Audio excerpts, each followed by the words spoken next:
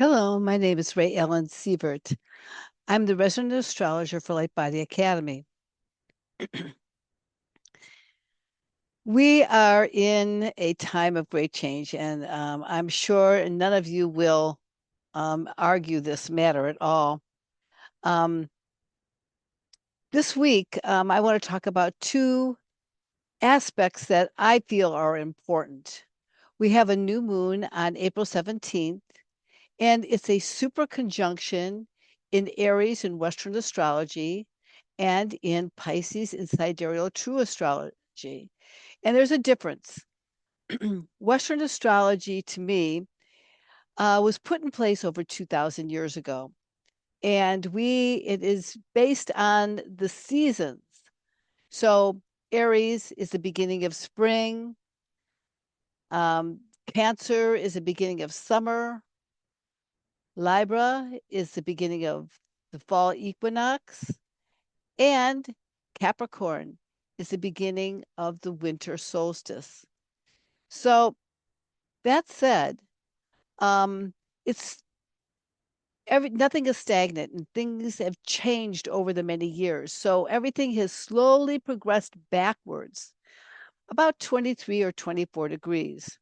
So in actuality, even though many people would say this new moon is in the sign of Aries, it's actually, in actuality, in the physical sky in the sign of Pisces. And there is a difference, but there's a blending of two. Because we have been conditioned by Western astrology, our bodies have been conditioned to believe these particular lineups. We have a propensity to act out at that level until we are waking up and to another level of who we are. So,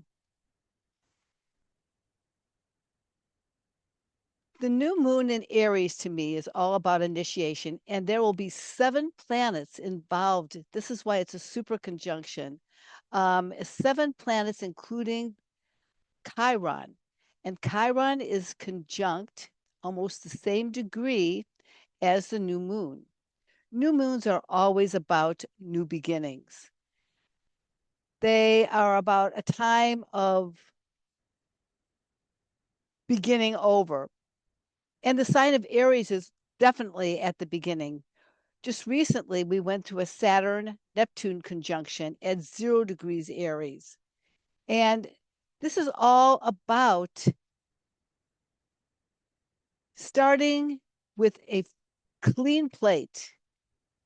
It's, and I find that Aries is also a sign of innocence. It's a time where you just want to take action. You want to like jump into whatever you're doing. And oftentimes, if you do not have a good plan, you'll find out that you might jump into something that's over your head. And so you jump in without thinking. You jump in, and oftentimes the best way to jump in is with your heart and your intuition, which is ideal because this super conjunction in the sign of Pisces is all about intuition. So, on a deeper layer of who we are, if we take action on a new project, but only through intuitively knowing where we are going. And intuition is based on your inner feelings, it's your heart consciousness. And we, as a society, I believe, have been told and taught not to trust our intuition. But we are not becoming,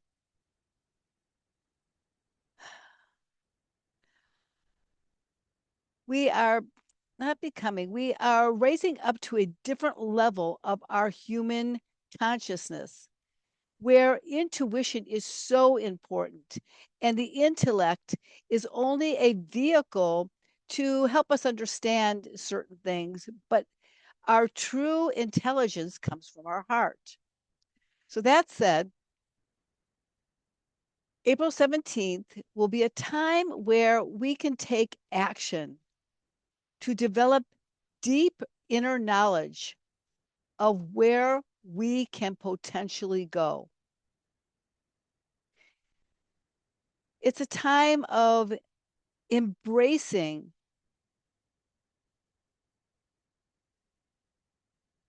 compassion and going forward with a sense of kindness and understanding there's peace. And in the world around us right now, there is so much conflict around us. So if you can hold your center in a time when you may be activated to have a reaction, it's and you can go forward and stay in your center behind your eyes and go forward in a way of peace. This is the best solution to going forward. Now, as I talked about in the past, a conjunction is a birth. A new moon is a birth. It's a birth of a cycle. And having a super conjunction in the sign of Aries, initiating where we want to go on our for our spiritual purpose, what we want to activate in our lives. And many of us on a collective will activate that in different ways depending on which house this is taking place in. So this activation can happen if it happens in your first house. It's all about you activating different parts of yourself. If it happens in your second house, it's how you want to initiate and activate, how you want to manifest. If it's in your third house, how you want to communicate in a different way. Fourth house, how you want to build a new foundation on a deep level of your passion and your spiritual aspirations. Fifth house would be about creativity, but and so on and so on. And if you wish to see how this transit is playing out in your body, I can do your personal chart if you go to lightbodyacademy.com and I can help you through this. But this new moon is also conjunct Chiron. It's the wounded healer. And conjunct Chiron, it means that they're on a collective. We have had a deep wounding that has been very ancient, and we had the capacity in this particular new moon to heal something very deep within ourselves. And that takes a lot of self reflection and going in within ourselves. And as I said, it's being kind to yourself, it's drinking pure water, breathing, meditation, reflection. Going out in nature is essential at this time.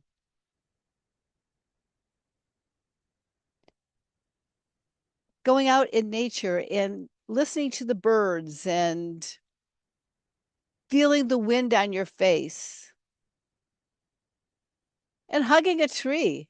I mean, I know this sounds, I mean, not everybody will want to do this. I mean, if you're a business person, I mean, it's not something that you want to do, but even if you go and sit on your front porch and just observe nature and the beauty of the Pachamama around you, these are little tricks that can guide us forward. I have a new favorite word, and it really is where we are as a collective right now. And this word is called liminal. It means at the threshold. So we as a collective now are in a liminal space. Now, last year was the year of the snake. We were shedding skins and we were getting down to the nitty gritty of who we are and what we wanted to eliminate. And this is the year of the fire horse where we're going forward full force with what we want to, but we're still in a liminal space. This means it's an in between space. It's a condition where we're no longer who or what we were, but not fully what we are becoming. It's a crossing point. It's a moment of transition. It's a doorway rather than a destination.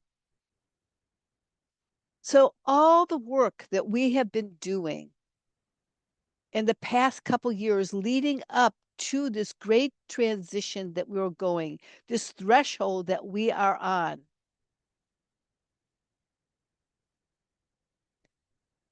it's time to just know that we've done the work and know we are going somewhere, but not exactly know what that is. We can have a loose plan in our head that we can initiate, especially this weekend coming up.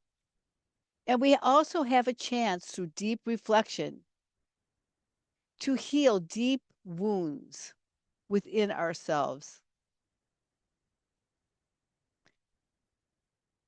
So, through our conditioned program, Western astrology, and that overlay over us, we have the capacity to initiate something new from our heart, an aspiration of where we want to go. But it needs to be blended with a deep inner vision, a deep inner understanding of ourself within. It's self reflection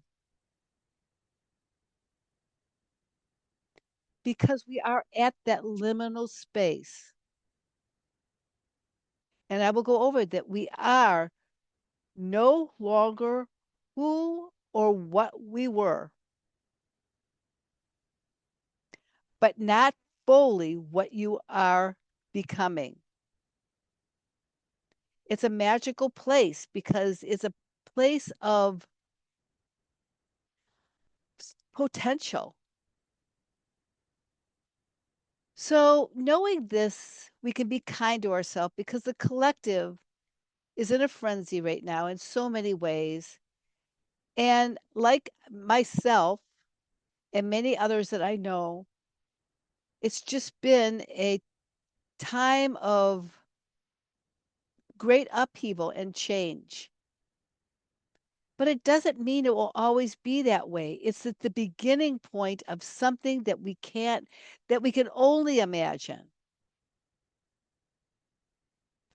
So again, if you wish to see how these transits are playing out in your personal chart, book a session with me, Rae Ellen Sievert, at lightbody.com so we can have a deeper look at how these transits are affecting you.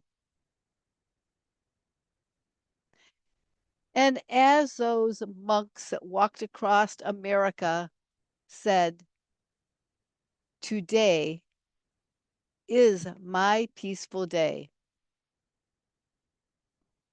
And when different parts of ourself arise or situations arise, today is your peaceful day. It's a way where you can transform and step forward with a new light and a new consciousness. Thank you. Have a peaceful day.